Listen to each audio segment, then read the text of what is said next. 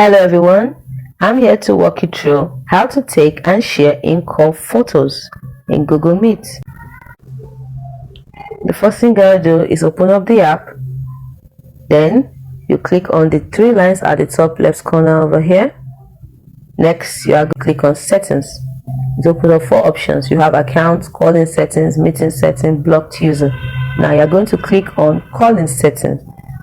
Now we also have four other options: calling account, in-call setting, message setting, notification. Click on in-call setting.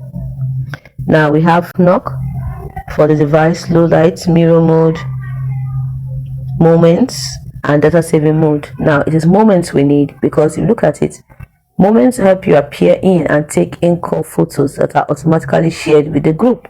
So you turn it on, and that is how to turn it on. Now if you don't want to be able to appear and take in-call photos that are automatically shared with the group, you can simply turn it off. But if you turn it off, you will still appear in screenshots.